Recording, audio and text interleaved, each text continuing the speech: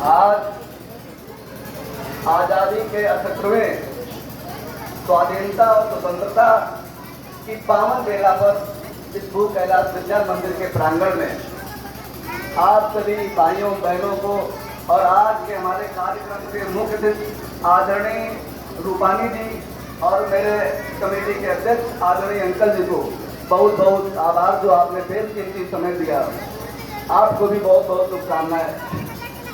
आज आदरणीय अंकल जी इस 24 वर्ष हो गए विद्यालय को चल करके, पूरे हो गए। 2000 से आज 2024 हो गया है और आज़ादी के बाद में ऐसे ग्रामांचल के क्षेत्र में और ये पहला विद्यालय है जो आत्मनिर्भर की ओर हमारे कमेटी के अध्यक्ष जी ने प्रयास किया कि यहाँ के लोगों को आत्मनिर्भर कैसे बनाया जाए।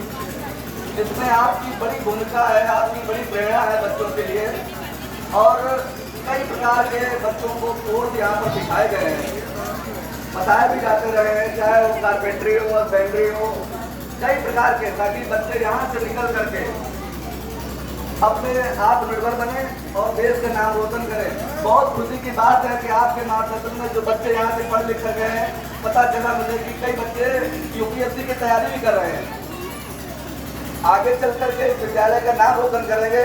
और इसमें बड़ी भूमिका हमारे आदरणीय रूपानी जी की जो है, आप जानते हैं कि रूपानी बहुत बड़ा ब्रांड है देश में।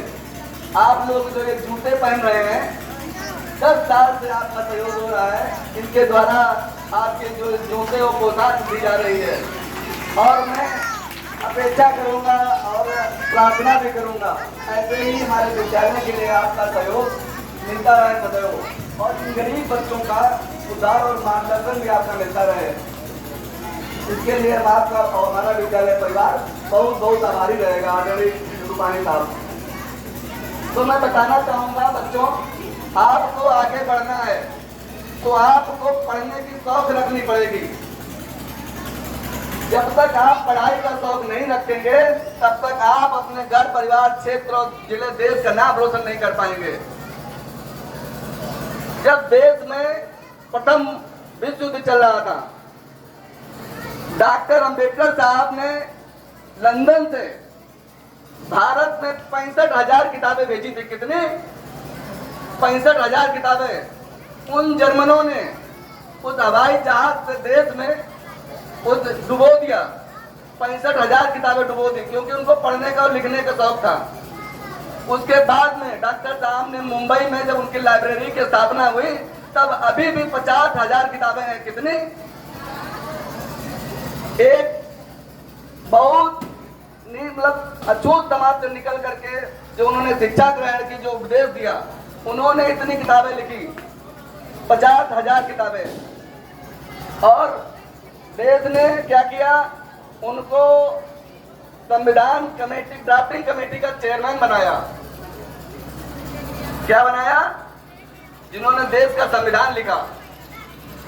लोग पानी नहीं पीते थे उनके हाथ का, पानी देना नहीं पसंद करते थे।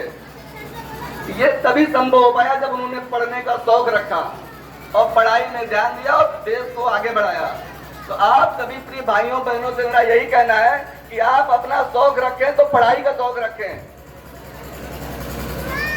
बाकी हमारे अध्यक्ष जी, हर एक कोशिश उनकी रहती है कि इस विद्यालय के लिए कि कितना आपको आगे बढ़ा सकें और कितना आपके लिए कर सकें। आप सब लोग जानते हैं कि आगे कई सालों से हमारे आदरणीय अध्यक्ष जी का हमेशा ये रहा है कि यहाँ के बच्चे कैसे नाम रोशन करें।